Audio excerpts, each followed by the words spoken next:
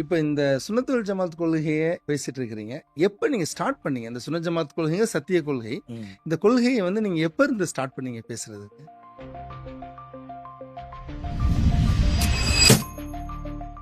அது மாதிரி நீங்க சத்திய கொள்கையை நீங்க முன்னெடுக்கும் போது உங்களுக்கு ஏதாவது அச்சுறுத்தல் மாதிரி அந்த மாதிரி ஏதாவது வந்த அனுபவங்கள் இருக்குது? ஒரு சமயம் மட்டும்தான் ஒருவரே ஒரு நடு ராத்திரி, அதாவது நைட்டு 1 மணிக்கு மேலாக தொடர்ந்து பல இரவுகள் ஃபோன் அடித்து சரியான வசைப்பாடுதல் தான். ஆனால் இன்னைக்கு நீங்கள் வந்து அரபித்துறையில் பாரம்பரியம் நிறைந்த புதுக்கல்லூரியில் 2019ஆம் ஆண்டு முனைவர் பட்டம் வாங்கிருக்கீங்க, பிஹெச்டி முடிச்சிருக்கிறீங்க.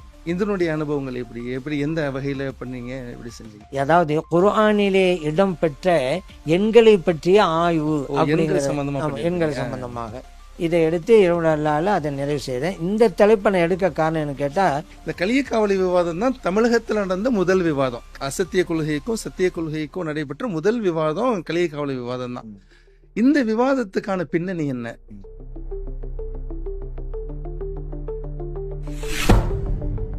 ஏன் விவாதம் நீங்க பண்ணீங்க? அந்த விவாதத்தை வந்து நீங்க தான் முன்னெடுத்து செஞ்சீங்க. அந்த விவாதத்தை ஏன் துவக்குனீங்க? இந்த விவாதம் நடத்த வேண்டிய காரணம் என்ன அப்படின்னு கேட்டா, இப்ப உங்களுடைய அடுத்த கட்ட நகர்வா இப்ப தாங்க வந்து அபுத்தலாயில் ஆதாரங்களின் தந்தை அப்படின்னு சொல்லி தான் இப்ப சமீப காலமா அறியப்படுறீங்க. இப்ப இந்த அபுத்தலாயில் அப்படின்ற ஆதாரங்களின் தந்தை அப்படின்ற இந்த பெயர் வந்து உங்களுக்கு எப்படி வந்தது? யார் வச்சாங்க? அந்த ஜமாலியா மதரசால இருந்து உஸ்தாதா நின்றதுக்கான என்ன காரணம்? ஏன் நின்றீங்க?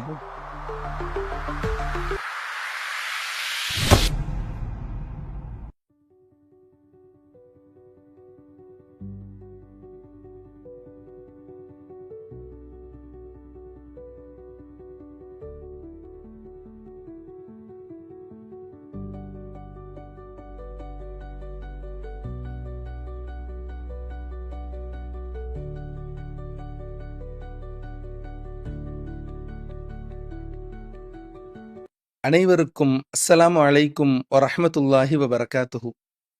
அஹ்லுஸ் சுன்னத் வல் ஜமாஅத் கொள்கையை பாதுகாப்பதற்காகவும் உலக முடிவு நாள் வருகின்ற வரை அதை கொண்டு போய் சேர்ப்பதற்காகவும் அல்லாஹ் சிலரை தேர்ந்தெடுத்திருக்கிறான். அந்த தேர்ந்தெடுப்பில் ராயபுரம் மதனி மீலாத் கமிட்டியும் ஒன்று என்பதில் பெருமிதம் கொள்கிறோம். சையதுல் அன்பியா, நம் உயிரினும் மேலான உத்தம திருநபி ஸல்லல்லாஹு அலைஹி வஸல்லம் அவர்களின் புனிதம் நிறைந்த மீலாது விழாவை முன்னிட்டு 12 நாட்கள் தொடர் நிகழ்ச்சிகள், சையதுல் அவுலியா கௌசல் ஆலம் முஹையுத்தீன் அப்துல் காதிர் ஜீலானி கதசல்லாஹு சரஹுல் அசீஸ் அவர்களின் நினைவு தினத்தை முன்னிட்டு 11 நாட்கள் தொடர் நிகழ்ச்சிகளும், எஜமான் நாகூர் நாயகம் ரலியல்லாஹு தஆலா அன்ஹு அவர்களின் நினைவு தினத்தை முன்னிட்டு 10 நாட்கள் தொடர் நிகழ்ச்சிகளும், 4 ஹலீஃபாக்களுடைய நினைவு தினத்தை முன்னிட்டு சிறப்பு சொற்பொழிவுகள் என மார்க்கம் சார்ந்த பல்வேறு சேவைகளை செய்வதற்கு மதனி மீலாத் கமிட்டியை அல்லாஹ் ஒரு காரணமாக வைத்திருக்கிறான். அல்ஹம்துலில்லாஹ். இது மட்டுமல்லாமல் உயர்கல்வி வழிகாட்டி நிகழ்ச்சி, வெள்ள பாதிப்பில் பாதிக்கப்பட்ட மக்களுக்கு உதவிக்கரம் நீட்டுதல், கொரோனா காலத்தில் கஷ்டப்பட்ட மக்களுக்கு உணவு வழங்குதல் போன்ற பல்வேறு சமூக முன்னெடுப்புகளையும் காலத்திற்கேற்ப அவ்வப்போது செயல்படுத்தி வருகிறது மதனி மீலாத் கமிட்டி. அஹ்லுஸ் சுன்னத் வல் ஜமாஅத் கொள்கைக்காக, அந்த கொள்கையை பாதுகாப்பதற்காக தங்கள் வாழ்நாள் முழுவதையும் அர்ப்பணித்த கண்ணியத்திற்குரிய பெருமக்களின் அர்ப்பணிப்பும் தியாகமும் அடுத்தடுத்த தலைமுறைகளுக்கு சொல்லப்பட்டே ஆக வேண்டும் என்ற உயர்ந்த இலக்கில் அஹ்லுஸ் சுன்னத் வல் ஜமாஅத் கொள்கையை பாதுகாப்பதற்காக தாங்கள் கடந்து வந்த பாதையை ஆவணப்படுத்தப்பட வேண்டும் என்ற உயர்ந்த சிந்தனையில் செயல் திட்டம் வகுக்கப்பட்டு அதற்கான பாதை நிர்ணயித்து அந்த பாதையில் தெளிவான இலக்கோடு பயணப்பட்டு வருகிறது மதனி மீலாத் கமிட்டி. அந்த வகையில் அஹ்லுஸ் சுன்னத் வல் ஜமாஅத் கொள்கையின் சமகாலத்திய முகமாக அறியப்படுகின்ற அசத்திய கொள்கைகளுக்கு எதிராக குர்ஆன் ஹதீஸ் ஆதாரங்களின் அடிப்படையில் சத்திய கொள்கையை உரத்து பேசுகின்ற சென்னை ஹைருல் பரியா மகளிர் அரபிக் கல்லூரி மற்றும் மல்லிப்பட்டினம் ஹஸ்னுல் ஹாத்திமா மகளிர் அரபிக் கல்லூரிகளின் முதல்வர், சுன்னத் ஜமாத் பேரியக்கத்தின் தலைவர் மௌலானா மௌலவி அல்ஹாஜ் அல் ஹாஃபில் அபுத்தலாயில் டாக்டர் எம் ஷேக் அப்துல்லா ஜமாலி ஹலரத் பெருந்தகை அவர்கள் இந்த கலந்துரையாடல் நிகழ்ச்சிக்கு வருகை தந்திருக்கிறார்கள். அவர்களை வாஞ்சையோடு வரவேற்கிறோம். அஸ்ஸலாமு அலைக்கும் வரஹ்மத்துல்லாஹி வபரகாத்துஹு சார். வலைக்கும் ஸலாம் வரஹ்மத்துல்லாஹி வபரகாத்துஹு. எப்படி சார் இருக்கிறீங்க? அல்ஹம்துலில்லாஹ், இறைவனுடைய அருளால் நல்லா இருக்கு. அல்ஹம்துலில்லாஹ் சார். பிஸி ஷெட்யூல் உங்களுக்கு இருந்தாலும் கூட இந்த மதனி மீலாது கமிட்டி எடுக்கக்கூடிய இந்த நேர்காணலுக்கு உங்களுடைய டைம் அலாட் பண்ணி வந்திருக்கிறீங்க. ரொம்ப ஜஸாக்கல்லாஹ் சார். ஆமீன். சார் சார் இப்போ நம்ம ஒவ்வொரு ஆளுமைகளை பார்க்குறோம். உதாரணத்துக்கு பெரிய பெரிய இறைநேசர்கள் இமாம்கள்லாம் பார்க்குறோம். உதாரணத்துக்கு புகாரி இமாம். இப்போ இவங்க இவ்வளோ தூரம் புகாரி ஹதீஸ் கிதாப் அப்படிங்கிறது உலகளாவிய அளவில் எல்லாராலும் ஏற்றுக்கொள்ளப்பட்ட ஒன்று. இவ்வளோ பெரிய சாதனைகளுக்கு பின்னால ஒரு காரணமா அவங்களுடைய தாயினுடைய துவா இருக்கிறத வரலாறு மூலமா பார்க்குறோம். அவங்களுடைய உஸ்தாத்மார்களுடைய துவாக்கள் இருக்கிறத பல்வேறு ஆளுமைகளுக்கு பின்னால பார்க்குறோம். அந்த மாதிரி உங்களுக்கு ஷேக் அப்துல்லா அப்படின்னு சொல்லி பெயர் வைக்கப்பட்டதுக்கு பின்னால ஏதோ ஒரு தர்காவில் அடங்கியிருக்கக்கூடிய வலிமார்கள் இறைநேசனுடைய பெயரைத்தான் உங்களுக்கு சூட்டினதான் நாங்கள் கேள்விப்பட்டோம். இதனுடைய உண்மைத்தன்மை என்ன சார்? என்னுடைய பெற்றோர்களுக்கு நீண்ட நெடுங்காலமாக குழந்தை இல்லாம தான் இருந்தாங்க. பன்னெடுங்காலத்துக்கு பிறகு ஒரு பெண் குழந்தை ஈண்டெடுத்தாங்க. அந்த குழந்தையும் பிறந்தது உடனேயே இறந்துருச்சு. அதுக்கு பிறகு பல வருடங்களுக்கு பிறகு என்னை ஈண்டெடுத்தாங்க. அதற்கு முன்பாக பல இறை நேசர்களை வசீலாவாக வைத்து இறைவனிடம் மண்டாடிக்கிட்டே இருந்தாங்க, குழந்தை வேணும் குழந்தை வேணும்னு. அந்த இறை நேசர்களை முக்கியமானவங்க தான் பிரான்மலை, அதாவது திருமயம், காரைக்குடி, திருப்பூர், புன்னமராதி பக்கத்துல தான் இருக்கு. இது மலைக்கு மேலதான் அந்த ஜியாரம் இருக்குது. அங்க ஜியாரத்துக்கு போய் அவங்கள வசீலா வைத்து இறைவனிடம் கேட்டாங்க. அல்லாஹு தாலா ஆண் குழந்தையா கொடுத்தான். சரி, இவர்களை வசீலா வைத்து இறைவன்கிட்ட கேட்டோம், அல்லாஹும் கொடுத்திருக்கிறான், அவர்களுடைய பெயரை சூட்டிடுவோமே அப்படின்னு சொல்லிதான் இந்த பெயரை சூட்டியதாக பெற்றோர்கள் சொல்லியிருக்காங்க. எல்லாமே அஹ்லுஸ் சுன்னத் வல் ஜமாத் கொள்கையை சார்ந்தவங்க தான் எல்லாருமே இருந்திருக்காங்க. அதுல சந்தேகமே கிடையாது. எந்த அளவுக்குன்னு சொன்னா, எனக்கு சுன்னத்து ஹத்தனா வைபவத்திற்கு முன்னால என் தந்தை முத்துப்பேட்டை தர்கா, நாகூர் ஷரீப் தர்கா இங்கெல்லாம் நான் அழைச்சிக்கிட்டு போய் ஜியாரத் செய்ய வச்சது பிறகுதான் சுன்னத்து வைபவத்தை நடத்தினாங்க. சார் இப்போ தாங்க இப்போ ஒரு 5-10 வருஷங்களுக்கு முன்னால உங்களுடைய அடைமொழி ஜமாலி அப்படின்ற அந்த பேரு தான் உங்களுடைய ஒரு பேசுபொருளா இருந்தது. இப்ப உங்களுடைய அடுத்த கட்ட நகர்வா இப்ப தாங்க அபுத்தலாயில் ஆதாரங்களின் தந்தை அப்படின்னு சொல்லி தான் இப்ப சமீப காலமா அறியப்படுறீங்க. இப்ப இந்த அபுத்தலாயில் அப்படின்ற ஆதாரங்களின் தந்தை அப்படின்ற இந்த பெயர் உங்களுக்கு எப்படி வந்தது? யார் வச்சாங்க? என்னுடைய சொற்பொழிவு நிகழ்வுகள்ல நோட்டீஸ்ல என் பேருக்கு முன்னால அபுத்தலாயில் அப்படிதான் போட்டாங்க. ஆமா. அப்படி ஒரு கூட்டம் 2 கூட்டத்துக்கு அந்த பேரை நான் பாக்குறேன். அப்போது எனக்கு இந்த பேர் எப்படி வந்துச்சு, இந்த பேரை போட்டுக்கிட்டே இருக்கிறாங்களே அப்படின்னு சொல்லி எனது நெருங்கிய வட்டாரத்தில் விசாரிக்க ஆரம்பித்தேன். இந்த டைட்டிலை, இந்த பேரை மரியாதைக்குரிய அஷேக் அல் ஆரிஃப் பில்லா, நம்மை கண்களை விட்டு மறைந்து விட்ட ஆமீர் கலீமி ஷா ரலியல்லாஹு அன்ஹு அவர்களுடைய அருமை மகனார் அத்தாவுல் ஹக் மௌலானா மௌலவி அல்லாமா அல் ஹாஃபில் அத்தாவுல் ஹக் மௌலானா அல் ஜமாலியாவில் தான் படித்து முடித்தாங்க. அவங்க தான் இந்த பேரை சொல்லியிருக்காங்க அபுத்தலாயில்னு. அதுக்கு பிறகு அப்படியே மக்கள் மத்தியில் பாரம்பரியத்து குடும்பத்தை, ஆமா, கண்மணி நாயகம் ஸல்லல்லாஹு அலைஹி வஸல்லம் அவருடைய குடும்பத்தை சார்ந்தவங்க. மேல்நிலை கண்ட ஞானி முஹையுத்தீன் அப்துல் காதிர் ஜெயிலானி ரலியல்லாஹு அன்ஹு அவங்களுடைய பேர பிள்ளையா இருக்கிறாங்க. அவருடைய திருவாயின் மூலமாக அது வந்ததை பெரிய பரக்கத்தாகவும் புனிதமாகவும் நான் கருதுறேன். வலிமார்களுடைய சொல் நடைமுறைப்படுத்தப்படுறதையும் இன்னைக்கு கண்கூடா உங்களுடைய இந்த பேர் மூலமா பாக்குறதுல ஒரு ரொம்ப சந்தோஷம். அடுத்து இன்னொன்னு, இந்த வார்த்தை சம்பந்தமாக ஒரு நிகழ்வையும் சொல்ல வேண்டிய இருக்கு. விவாதம் நடந்த போது நமக்கும் இந்த வஹாபியாளுக்கு மத்தியில, அப்போ எதிர்த்தரப்புல உள்ளவர் நம்மளை சொல்றாரு, இவங்களை எல்லாம் அபுத்தலாயிலுங்கிறாங்க அப்படின்னு சொன்னா என்ன அர்த்தம்? தலீல உருவாக்கிட்டே இருப்பாரு. அதான் அபுத்தலாயின்டா, புதுசு புதுசா உருவாக்குவாரு, அதுக்கு தான் இவர் அபுத்தலாயிலோ அப்படின்னு சொல்லி அவங்க நம்மளை தாக்கும் விதமாக இந்த வார்த்தையை சொன்னாங்க. அப்போ என்னுடைய நேரம் வரும்போது நான் கேட்டேன், சரி இதுக்கு இப்படி ஒரு அர்த்தத்தை நீங்கள் கொடுக்குறீங்களே, அபுத்தலான்னு சொன்னால் தலீலை புதுசு புதுசாக உருவாக்குபவர், இந்த அர்த்தம் உங்களுக்கு எப்படி கிடைச்சிச்சு? அரபி மொழியில் அப்படி இருக்குதா? சரி, அப்படி பார்த்தா அபூ ஹுரைரா ரலியல்லாஹு ஒரு சஹாபிக்கு நம்ம சொல்கிறோமே, அப்போ அபூ ஹுரைரான்னு சொன்னால் பூனையின் தந்தை, ஹுரைராண்ட சின்ன பூனைன்னு அர்த்தம். அப்படின்னு சொன்னால் அந்த சஹாபி பூனைகளை உருவாக்கி கொண்டே இருந்தார்கள் என்பதுதான அவங்களுடைய கருத்து. Abu Hanifa.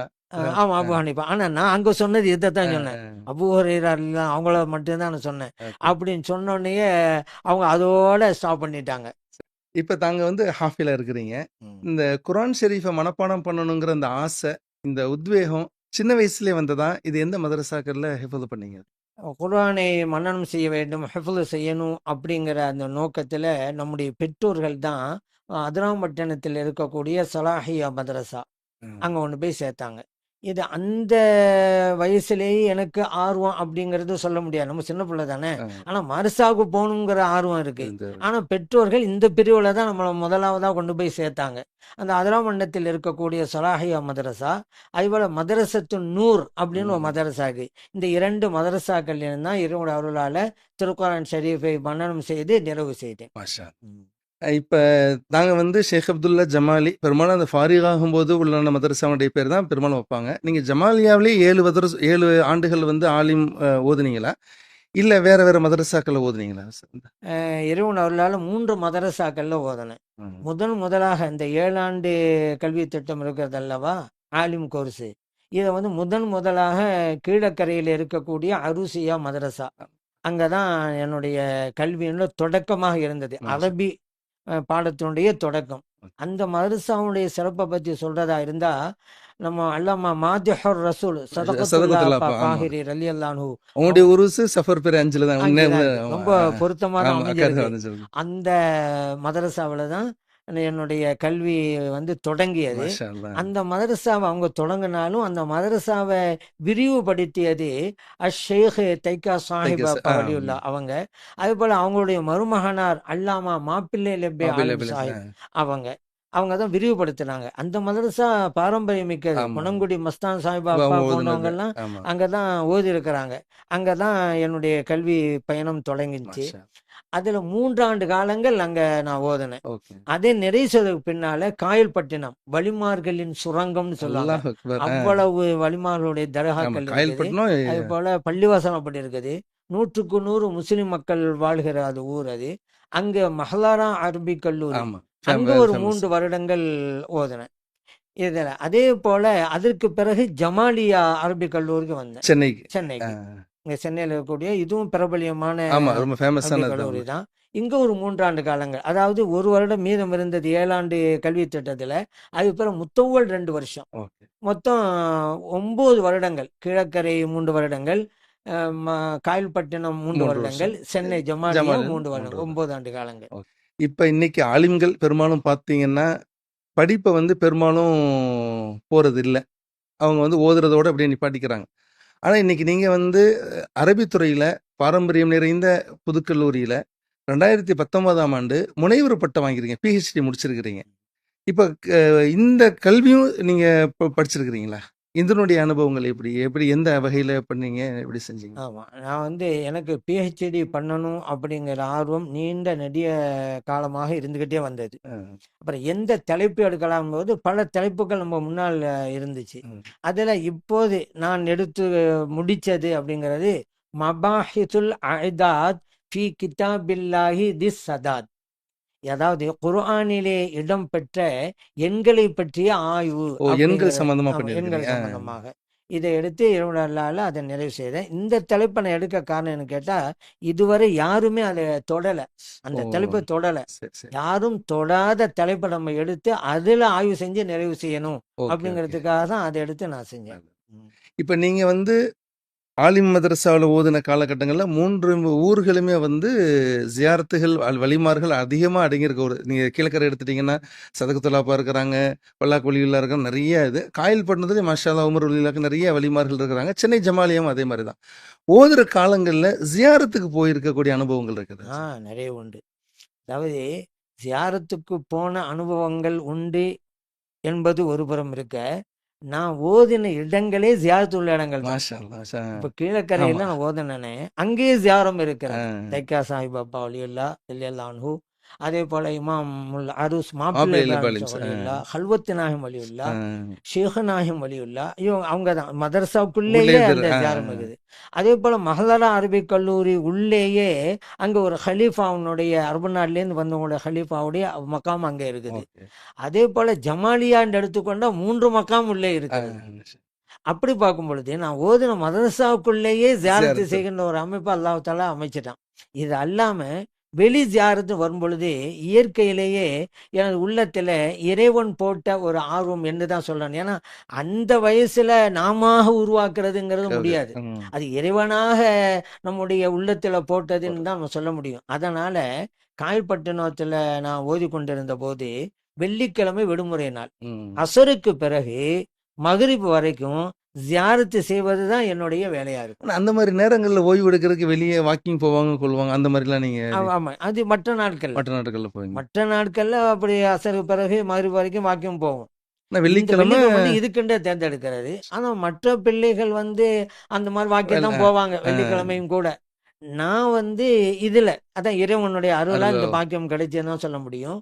அப்படி இருக்கும்போது அசர் தொழுத உடனே மருசா விட்டு நடையாக வருவேன். அதாவது லப்பப்பா வலியுல்லா, காசிமப்பா வலியுல்லா, காசிம் புலவர் அவங்கதான்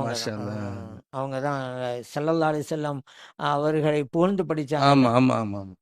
அதாவது மக்கப்பதிக்கும் அப்படின்னு படிக்கும் பொழுது அதுக்கு பிறகு எந்த அடிங்கிறது அவங்க வரல. அது சொல்லிக்கிட்டே இருக்கிறாங்க, மக்கப்பதிக்கும். அடுத்த அடி வராததுனால சுய நினைவு இழந்து அப்படி சொல்லிக்கிட்டே போறாங்க. அதுல மக்தூம் வலியுல்லா ரலியல்லாஹு அன்ஹு ஜியாரத்துக்கு திருச்செந்தூர் போற பாதையில அது வரைக்கும் போயிட்டாங்க. அது பக்கத்துல தரபது ஒரு குளத்துக்குள்ள இறங்கிட்டாங்க. நம்ம குளத்துக்குள்ள இறங்கணுங்கிறது அவங்களுக்கே தெரியல. அப்ப கடைசி அந்த இடத்துல கண்மணி நாயகம் ஸல்லல்லாஹு அலைஹி வஸல்லம் அவர்கள் ஆஜராகி சொல்லுங்க உயர் சொர்க்கப்பதிக்கும் எடுத்து கொடுக்குறாங்க. அதனால அந்த குளத்துக்கு இன்னைக்கும் மரியாதை இருக்குது. அந்த குளம் ஏன் நபி ஸல்லல்லாஹு அலைஹி வஸல்லம் அவர்கள் ஆஜரான குளம் அது. அந்த ஜியாரத்துக்கும் வாரம் போவேன். வெள்ளிக்கிழமை போகணும்னு சொல்லுவேன் அல்லவா. இந்த காசிமப்பா ஜியாரத்தை முடிச்சுவிட்டு அப்புறம் தெக்கா சாபிப்பா வலியுல்லா அவங்களுடைய ஜியாரத்து, அப்புறம் உமர் வலியுல்லா அவங்களுடைய ஜியாரத்து, இதெல்லாம் நடைப்பயணமாக போகும். அதுக்கு பிறகு கடத்துட்டு போய் ஒரு சைக்கிள் வாடகைக்கு எடுத்துட்டு போகணும் மகதூம் இல்லை. ஏன்னா அது கொஞ்சம் தொலைவில் இருக்கு, சில கிலோமீட்டர் தொலைவில் இருக்கு. அங்க போய் இப்ப நம்ம சொன்னோம்ல நிகழ்வு நடந்தது அந்த தர்கா, அங்க முடிச்சுட்டு மஹ்தூம் வலியுல்லா, அதே போல சுலைமான் வலியுல்லா காயல்பட்டினத்தில் 5 ரத்தினங்கள் அருளிய சுலைமான் வலியுல்லா அவங்கதான். அந்த ஜியாரத்துல சைக்கிள முடிச்சு சைக்கிள் கொடுத்து மறு தொலைக்கு மறுசாக வந்துருவேன். இது ஒவ்வொரு வாரமும் இந்த பாக்கியம் கொடுத்தான். கீழக்கரையில பல்லாக்கு வலியுல்லா அவங்களுடைய ஜியாரத்து, அதே போல கண்ணாடி வலியுல்லா அவங்களுடைய ஜியாரத்து அவங்களும் போகும். மதரசால ஓதுன காலங்கள்ல மேடை பேச்சுக்கள் அப்படின்ற பேசின அனுபவங்கள் ஏதாவது இருக்குது? இருக்குது. குறிப்பா காயல்பட்டினம் மஹல்லர் அரபிக் கல்லூரி ஓதும் போது அங்க நிறைய சொற்பொழிவு நிகழ்வு நடந்துகிட்டே இருக்கும். சங்கத்து சார்பாக, அதே போல சில தைக்காக சார்பாலாம் நடத்திக்கிட்டே இருப்பாங்க. அப்போ நான் ஓதுற காலத்திலேயே என்னை சொற்பொழிவுக்காக அழைச்சிருக்கிறாங்க. அந்த நிகழ்வுகளை கலந்து கொண்டு நான் அலையா பேசியிருக்கிறேன். அங்க புகாரி ஷரீஃப் கூட வருடம் நடக்கும். நிகழ்வு கூட நான் மாணவனாக இருந்த போதே போய் பேசியிருக்கிறேன். இப்ப தங்களுடைய உஸ்தாதுமார்களை பத்தி, ஏன்னா ஒருத்தவங்களுடைய வளர்ச்சியில ஆசிரியர்களும் பெற்றோர்களும் ரொம்ப முக்கியமான ஒரு ரோல் பிளே பண்றாங்க. இதுல உங்கள்கிட்ட இருந்த உஸ்தாதுமார்களுடைய மாணவர்களுடைய முன்னேற்றத்தில் பெரும்பங்கு வைப்பது ஆசிரியர்களா பெற்றோர்களா அப்படி பட்டுமன்றம் பெரும்பங்குன்னு வைக்கும் போதே 2 பேருடைய பங்கு இருக்குன்னு தான் அர்த்தம். சரி, அது அவர்களுடைய பொறுத்தது. எதுவும் குறிப்பிட்ட பெரும்ப ஆசிரியர் தான் சொல்ல முடியாது, பெற்றோர் தான் சொல்ல முடியாது. சில மாணவர்களுக்கு பெற்றோர்கள் அதிகம் பங்கா இருக்கலாம், சில மாணவர்களுக்கு ஆசிரியர் பங்கா இருக்கலாம், அது வேறு விஷயம். இதுல ஆசிரியர்களும் சுன்ன ஜமாத்து கொள்கையை ரொம்ப பிடிப்பானவர்கள் எனக்கு அமைந்தார்கள். எனக்கு அமைந்தார்கள் என்பதை விட அல்லாஹ் அமைத்து கொடுத்தான், அதுதான் உண்மை. அதே போல கல்வி துறையிலும் சிறந்தோங்கி விளங்கினவங்க. நான் ஃபர்ஸ்ட் கீழக்கரை அரூசியா மதரசாவுக்கு போகும்போது மரியாதைக்குரிய மௌலானா மௌலவி அல்லாமா அப்துல் ரவுஃப் தொடக்கமே அவங்க தானே. அப்படி மண்டிட்டு தான் நான் தொடங்கினேன் எனக்கு கல்வி பயணம். அது போல மௌலாம் யாரும் சொன்னீங்க, கல்வி கடல் தான். தமிழகத்துல விரல் விட்டு எண்ணக்கூடிய ஆளும் பெருமக்கள்ல அவங்களும் ஒருத்தவங்க. பாடம் நடத்துறதும் அப்படி அற்புதமா நடத்துவாங்க, புரியுற மாதிரி. அவங்களுக்கு ஹிதமத் செய்யக்கூடிய பாக்கியம்லாம் நமக்கு அல்லாஹ்வுடைய கிருபையில மாஷா அல்லாஹ் உங்களுக்கு கிடைச்சிருக்கு. ஆமா சார். அப்போ உங்களுக்கும் பெரிய புண்ணியம் கிடைச்சிருக்கு, ரொம்ப சந்தோஷம். அவங்க நமக்கு உறவினரும் கூட, நமது ஊரை சார்ந்தவங்க. மல்லிப்பட்டினம். ஆமா ஆமா சார். தாங்களோட வந்திருக்கிறீங்க. உங்களுக்கு அரிசியா முடிச்சதுக்கு பின்னால காயல்பட்டினம் மஹல்லரா அரபிக் கல்லூரி, அங்கேயும் பெரும் உஸ்தாமார்வா தான். உதாரணம் சொல்லதா இருந்தா மரியாதைக்குரிய மௌலானா மௌலவி எஸ் கலந்தர் மஸ்தான் வலியுல்லா கலந்தர் ஒரு நேத்து முடிந்தது. பாருங்களேன் எவ்வளவு பொருத்தமா அமையுது. சதகுத்தல் அப்பாவுடையது, அதே போல கலந்தர் மஸ்தான் வலியுல்லாவுடையது எல்லாம் பொருத்தமா அமையுது. அதே போல் சாஹிப் தம்பி ஒலியுல்லா அவங்களும் சார்ந்தாங்க. மௌலானா மௌலவி சைஃபுத்தீன் ஹசரத்து அவங்க, அதே போல் ஊண்டி ஹசரத்துன்னு சொல்லுவாங்க அவங்க. இவங்கெல்லாம் ஒரு தரியக்கத்தில் ஷேகலாக இருந்தவங்க தான். அதே போல் ரஃபீக் அகமது பாக்கவி ஹலரத் அவர்கள் மௌலானா மௌலி அல்லாமா அவங்க. அதே போல் மேலப்பாளையத்தை சேர்ந்த மௌலானா மௌலவி முஹியுத்தீன் ஹசரத்து அவங்க. இப்படி பல பேர் அங்கே உஸ்தாதாக இருந்து பாக்கியம் கிடைஞ்சி. ஜமாலியான்னு எடுத்துக்கிட்டாக்கா கல்வி கடல் புத்தக புல்லுன்னு சொல்லுவாங்க அல்லவா, எப்போதும் லைப்ரரியிலே இருப்பாங்களே ஜமால் உஸ்தாத். அல்லாஹ் அக்பர். அவங்கள அல்லாஹ் தஆலா எனக்கு ஆசிரியராக அமைச்சு கொடுத்தான். அவங்க என் மேல ரொம்ப பிரியமா இருப்பாங்க அவங்க. அதே போல அப்துல் ராஃபி உஸ்தாத், சிபி உஸ்தாத், இவங்க எல்லாம் உஸ்தாதுகளா இருந்தாங்க. அப்போ ஒரு பெரிய பாரம்பரியமே இருக்கு சார். பெற்றோர்களுடைய துவா, உஸ்தாத்மார்களுடைய துவா, நீங்க பயின்ற அந்த இடங்களுடைய பரக்கத்து. மாஷா அல்லாஹ், மாஷா. ரொம்ப ரொம்ப ரொம்ப ரொம்ப சார். இப்போ அஹ்லு சுன்னத் வல் ஜமாத் கொள்கைன்னு சொல்றாங்கல்ல, அதான் சத்திய கொள்கைன்னு சொல்றோம். இந்த அஹ்லு சுன்னத் வல் ஜமாத் கொள்கைனா என்ன? இது எப்ப இருந்து வந்துச்சு? சுன்னி ஜமாத் அப்படின்னு நம்ம சொல்றோம். ஆமா, அதே அஹ்லு சுன்னா வல் ஜமா அப்படின்னு சொல்லுவாங்க. ஷார்ட்டா சுன்னி ஜமாத்னு சொல்லுவாங்க. இந்த பெயர் வந்ததுக்கு காரணம் கண்மணி நாயகம் ஸல்லல்லாஹு அலைஹி வஸல்லம் அவருடைய ஒரு ஹதீஸ் தான். ஏன்னா அவங்க சொன்னாங்க, சதஃப்தரிகு உம்மத்தி அலா ஸலாத்தின் வ ஸபஈன், என்னுடைய உம்மத்தினர்கள் 73 பிரிவினர்களாக பிரிவார்கள். எல்லோருமே நரகத்துக்குரியவர்களாகத்தான் இருப்பார்கள். ஒரு கூட்டம் சொர்க்கம் செல்லும். அந்த கூட்டம் எது யா ரசூலல்லாஹ் என்ற அருமை தோழர்கள் கேட்டபோது, மா அன அலைஹி வா ஸஹாபி, நான் செல்லுகிற பாதை என் தோழர்கள் செல்லுகிற பாதை அப்படின்னு சொன்னாங்க நபி ஸல்லல்லாஹு அலைஹி வஸல்லம் அவர்கள். திருமீதியில பதிவு செய்யப்பட்ட ஹதீஸ். இங்க நான் செல்லுகிற பாதைன்னு சொன்னாங்கல்ல, அதுதான் சொன்னார். என் தோழர்கள் செல்கிற பாதைனாங்கல்ல, அதான் ஜமாத், சுன்னை ஜமாத். அப்ப சொர்க்கத்துக்குரிய கூட்டம் தான் சுன்னை ஜமாத். இப்படி ஒரு பெயர் வர காரணம் சஹாபா பெருமக்களுக்கு பிறகு இந்த ஹவாரிஜிகள் சஹாபா பெருமக்கள் காலத்திலும் உண்டாயிட்டாங்க ஹவாரிஜிகள்லாம். இந்த ஹவாரிஜிகள், ஷியாக்கள் இவர்கள்லாம் அதிகமாக புறப்பட்டுக்கிட்டு இருந்த காலகட்டத்தில் குர்ஆன் ஹதீஸ் பிரகாரம் நடக்கிற அந்த கூட்டத்தை அடையாளப்படுத்த வேண்டும் என்பதற்காகத்தான் சுன்னை ஜமாத். அப்படி இவங்க ஷியாக்கள் அல்ல, இவங்க ஹவாரிஜிகள் அல்ல, சுன்னை ஜமாத் என்பதற்காக இந்த வார்த்தையினுடைய சொல் வழக்கம் வந்திருக்கு. இப்போ இந்த சுன்னத் வல் ஜமாத் கொள்கையை இப்போ ஃபுல்லா பேசிட்டு இருக்கிறீங்க. எப்போ நீங்க ஸ்டார்ட் பண்ணீங்க இந்த சுன்னத் ஜமாத் கொள்கைங்க, சத்திய கொள்கை, இந்த கொள்கையை வந்து நீங்க எப்போ இருந்து ஸ்டார்ட் பண்ணீங்க பேசுறதுக்கு? இந்த கொள்கையின் மீது உண்டான ஆர்வமும் வேட்கையும் எனக்கு 1வது ஜும்ரா அந்த கீழக்கரையில் ஃபர்ஸ்ட் வரல அப்பதான் ஏற்பட்டது. ஏன்னா அதுக்கு முன்பாக எனக்கு வஹாபிய சிந்தனை தான் கொஞ்சம் இருந்துச்சு. காரணம், நான் ஹிஃபுல் பண்ண ஊர் அதிராம்பட்டினம். அங்க இந்த தபிலீகுடைய மாஹவுல் தான் அங்க இருக்கு. அதனால அவர்களுடைய கொள்கை தான் என் மனசுலையும் வந்துச்சு, என் சிந்தனையில ஊடுருவி இருந்துச்சு. அதை தராக்கு போகக்கூடாது அப்படின்னு. அப்ப எங்க ஊருக்கெல்லாம் வந்தாலும் என் பெண்கள்கிட்ட எல்லாம் தாய்மார்கள்ட்ட எல்லாம் சொல்றது, தராக்கெல்லாம் போகாதீங்க. ஆமா, எங்க வீட்டுல எங்க குடும்பங்கள்ல வந்து சொல்லுவேன், அதெல்லாம் போகக்கூடாது அப்படிமா. ஏன்னா என்னுடைய சிந்தனையில இந்த தபிலீகிய அந்த மாஹவுலுக்கு உண்டானதான் ஏற்பட்டது. அதெல்லாம் அப்படி சொல்லிட்டு இருந்தேன். இந்த நிலையில இருந்தனா சுன்னி ஜமாத்துக்கு மாறியது அப்படின்னு சொன்னாக்கா நீ கீழக்கரை வந்ததுக்கு பிறகுதான். அதுக்கு முக்கிய காரணம் அல்லாமா அப்துல் ரவுஃப் ஆலிம் ஹலரத் பெருந்தகை ரலியல்லாஹு அவங்க தான் சுன்னி ஜமா கொண்ட இது பாருங்க, இந்த கிதாபுல இந்த இமாம் சொல்றாங்க, வாசிச்சு அவங்க சொல்லுவாங்க, கூப்பிட விடுவாங்க, போக நிற்பேன், இந்த கிதாபுல இந்த இமாம் அப்படி சொல்றாங்க பாருங்க, வாசி காமிப்பாங்க. இப்படியே அவங்க சொல்லி தான் சுன்னி ஜமாத்து கொள்கைண்டா என்ன, அதோட முக்கியத்துவம் என்னங்கிறது அந்த வயசுல அந்த 1வது ஓதும் போது ஏற்பட்டது. அப்ப இருந்து நீங்க மேடை அந்த பேச்சுக்கள்லாம் பேச ஆரம்பிச்சீங்க. அப்படின்னு வரும்பொழுது பார்த்தாக்கா இங்கதான் நம்ம மேடை பேச்சு அப்படின்னு பார்த்தாக்கா கால் பண்ணது வந்ததுதான்.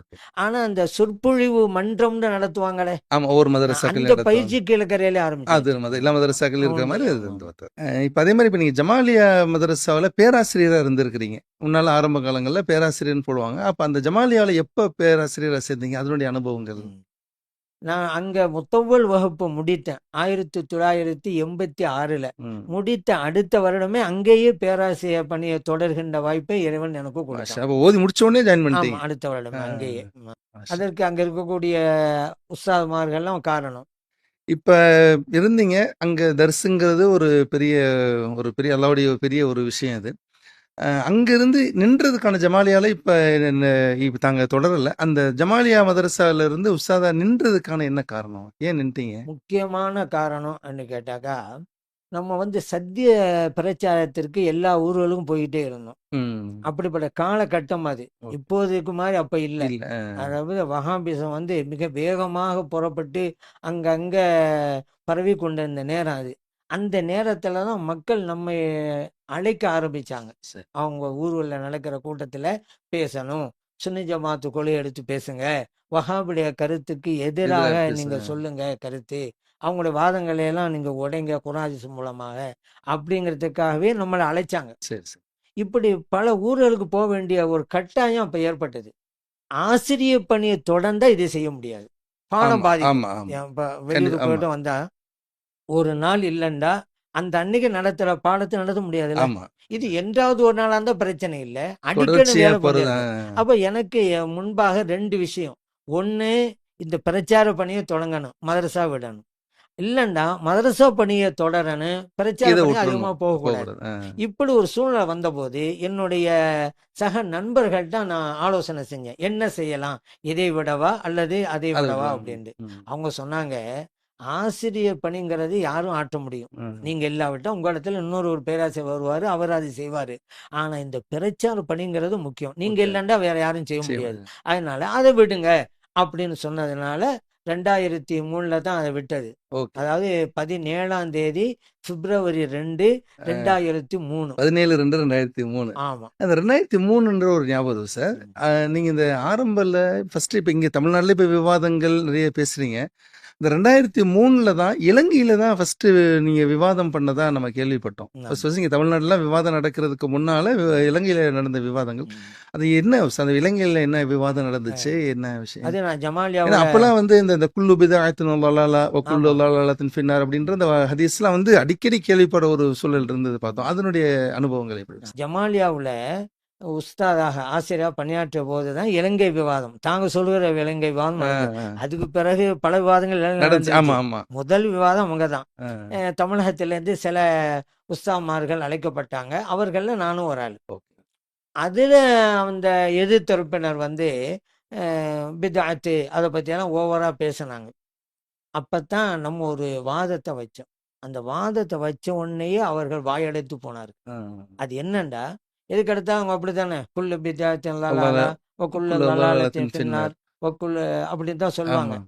அப்போ குல்லு பித்அத்தின் லலாலா அப்படின்னாங்களா, அப்போ எல்லா பித்அத்தும் வழிகேடு, எல்லா வழிகேடும் நரகத்திற்கு நரகத்துக்கு அழைத்து போறோம். செல்லும் அப்படின்னாங்க. அப்ப நம்ம கேட்டோம். அப்போ இந்த ஜும்மாவுக்கு 2 பாங்கு சொல்றாங்கல்ல. இப்போ ஆமா. நபி ஸல்லல்லாஹு அலைஹி வஸல்லம் காலத்திலும், அபூபக்கர் சித்திக் ரலியல்லாஹு அன்ஹுடைய காலத்திலும், உமர் மறுபடியும் ரலியல்லாஹு அன்ஹுடைய காலத்திலும் ஒரு பாங்கு ஒரு தான் பாங்கு இருந்தது. தான் இருந்துச்சு. அதாவது ஹத்தீபு மிம்பர் படியில ஏறி உட்கார்ந்ததுக்கு பின்னால இப்ப சொல்றாங்கல்ல பாங்கு, ஆ. அதுதான் அசல்ல இருந்தது. இந்த குத்பா ஓதும்போது சொல்றாங்களே அந்த ஆமா, அந்த ஆமா. வந்து அசல். அதுக்கு முன்னால குத்பாக்கு முன்னால குத்பாக்கு முன்னால. ஹத்தீப் ஏறி உட்கார்ந்துருவாங்க மிம்பர் படியில. இதுதான் அசலா இருந்தது. ஆனா இப்ப ஃபர்ஸ்ட் பாங்கு ஒண்ணு சொல்றோமோ 12:30 மணிக்கு, 12:30 மணிக்கு. ஆமா. இது ஹதரத் உஸ்மான் ரலியல்லாஹு அன்ஹு காலத்துல தான் உருவாக்கப்பட்டது. அப்பதான் நான் கேட்டேன், எல்லா பித்அத்தும் வழிகேடுங்கிறீங்களே அப்படின்னு சொன்னா, உஸ்மான் ரலியல்லாஹு அன்ஹு இந்த பாங்க உருவாக்கி இருக்கிறாங்க, அவங்க வழிகேட்டில் இருக்கிறார்கள் நீங்க சொல்றீங்களா அவுது அப்படின்னு பில்லா, ஒரு கேள்வி. அவுது பில்லா. ஓ அவங்களாம் ஆமா, சொர்க்கத்துக்கு சோபனம் சொல்லப்பட்டவங்கல்ல. அதுவே முடிஞ்சு போச்சே. ஆ. எல்லா வழிகேடும் நரகத்துக்கு அழை செல்லும்னு சொல்றீங்களே, உஸ்மான் ரலியல்லாஹு அன்ஹு சொர்க்கத்துக்குரியவர்கள், 10 சஹாபா பெருமக்களை ம். சொர்க்கத்துக்குன்னு நச்செய்து சொன்னாங்க நபி ஸல்லல்லாஹு அலைஹி வஸல்லம் அஷ்ரத்துல் அவர்கள். முபஷ்ஷரா. அந்த 14 ஒருவர் தானே ஹலரத் உஸ்மான் ரலியல்லாஹு ஆமா. அன்ஹு. அப்ப இவங்களை ரகத்துக்கு சொல்றேன்னு சொல்லுகிறீர்களா அல்லாஹ். அப்படின்னு கேள்வியை நாங்க வச்சோம். ஏன்னா அந்த எதிரிகளும் மடக்கணுங்கிறதுக்காக வேண்டி. அதை அவங்களால அது பிறகுதான் பேச முடியாமானது. Okay, okay. அந்த கேள்வி இன்றைக்கும் இருக்கிறது. ஆ. அவர்களால் பதில் சொல்லவே முடியாது. கியாமத் வரைக்கும் முடியாது. அப்படிப்பட்ட கேள்வி அது. ஒரு வித்தியாசமான விவாத அரங்கம் தான் அது ஆ. அப்படிங்கிறதையும் நான் நினைவூட்ட விரும்புறேன். ஆனா அல்லாஹ்வுக்கு உருவம் இருக்குதுன்னு சொல்லி தான் அசத்தியவாதிகள் அன்னைக்கு பேச வந்தாங்க. அதனுடைய தலைப்புல இருந்து பேனர்ல இருந்து அல்லாஹ்வுக்கு உருவம் இருக்குதுன்னு தான் சொன்னாங்க. நீங்க நம்மளுடைய தரப்புல தாங்க எல்லாரும் முன்னின்று நடத்துனது அல்லாஹ்வுக்கு உருவம் இல்லைங்கிறத தான் சொன்னீங்க. இது எப்படி இது இப்போ ஒரு கருத்தியல் ரீதியா மாற்றங்கள் ஓகே. இது அசலே கை வைக்கிற மாதிரியே இருக்குது அது. ஏன்னா ஒரு வரலாறு தவறாக எழுதப்படவிருந்தது. இறைவனோட அருளால் அந்த வரலாற்றையே மாற்றிட்டோம்.